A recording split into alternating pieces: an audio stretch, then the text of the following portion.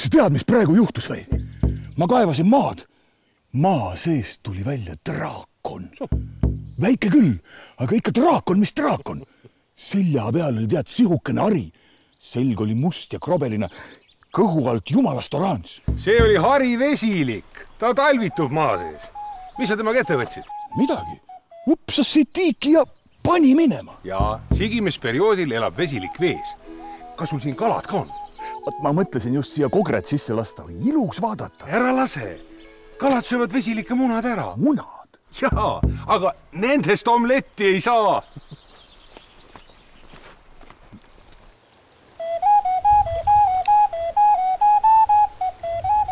Tähnikvesilik tunneb end pisikeses tiigis hästi siis, kui siin pole kalu.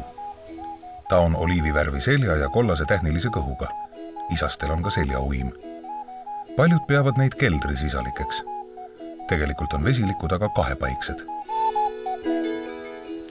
Eestis elab 2 vesilikuliiki, tähnikvesilik ja harivesilik. Tähnikvesilikku näeb veesilmades rohkem, harivesilik on haruldasem. Siiski veetaimede vahele poetatud munad näitavad, et siin harivesilik elab. Tema nahk on must ja krobeline. Harivesilik võib kasvada kuni 18 sentimeetri pikkuseks.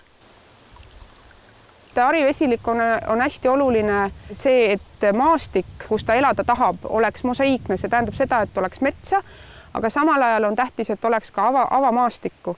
Ehk siis see, et need veekogud, kus nad kudeda tahavad ja saavad, need peaksid olema avatud päikesele. Sellepärast, et harivesilik on Eestis ikkagi suhteliselt levila põhjaosas ja selle vasse ja kudu arenguks on vaja päikese soojust. Kahepaiksed vajavad nii vee kui ka maismaa elupaiku. Kui üks neist kaob, ei saa nad siin edasi elada. Suurema osa aastast veedavad vesilikud maismaal. Väikeveekogudesse koonduvad nad sigimisajaks. Poole sajandi eest oli vesilikke palju rohkem. Nüüd on neile sobilikke kudemisveekogusid vähe, sest maamajade väiketiikides eelistatakse kalu kasvatada. Riinu Rannapi teadlaste rühma eestvõttel on Lõuna-Eestis taastatud või rajatud ligi 100 väikeveekogu. Need asuvad lähestikku, sest vesilikud üle 500 meetri kaugusele ei lähe. Ja tulemus on näha. Kudevate harivesilike arv on kasvanud üle 3 korra.